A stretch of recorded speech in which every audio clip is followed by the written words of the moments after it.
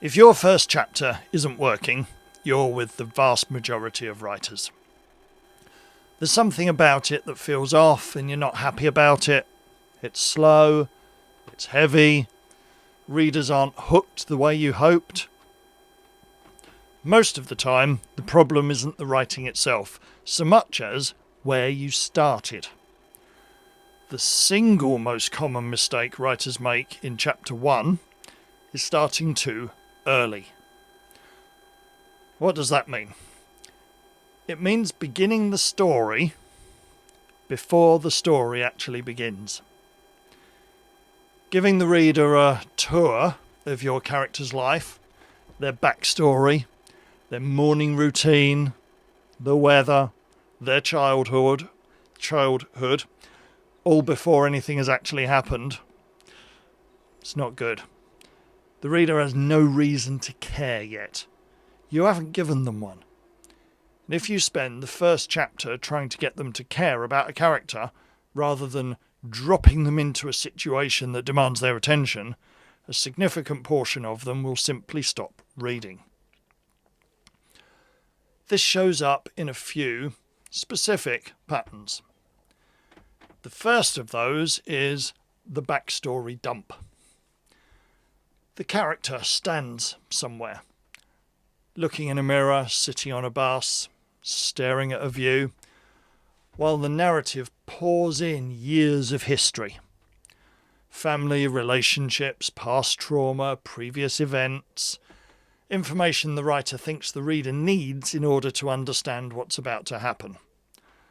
The reader hasn't got invested in the character yet, so the history just washes over them. It registers as noise. Backstory is great to have later, once the reader's invested. Save it, drip it in when the reader wants to know. The second pattern is the slow build. Everything's calm. The character goes about their normal life. Nothing of particular significance happens. The writer's establishing the baseline, the normal world, before things change. In most cases, the approach is understandable and the writer thinks they're building tension before something unexpected happens. But the reader hasn't figured that out yet and has switched off. You can establish normality fast, and you can do it while something is happening. The reader doesn't need several chapters of calm before the disruption. A sentence or two of grounding is enough. Maybe even too much. You need to start with something happening. The third common pattern, and this one is less obvious, is the prologue that should be chapter 1, followed by a chapter 1 that should be chapter 3. A lot of writers open with a dramatic prologue. Something's happening, something is in danger, a moment of crisis, and then rewind.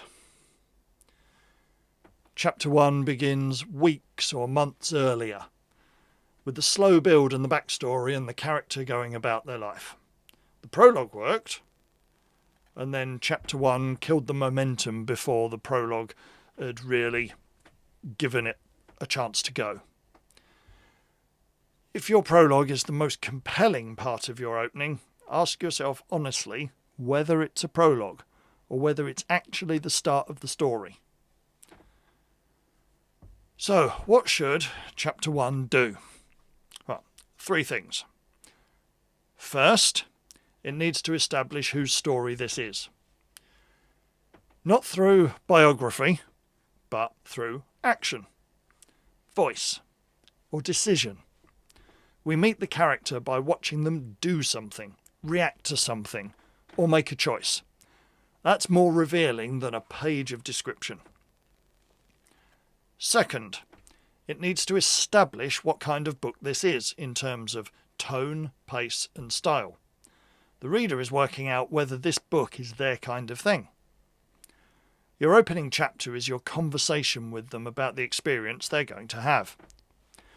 And third, and this is the one most writers underweight, It needs to end with a reason to turn the page.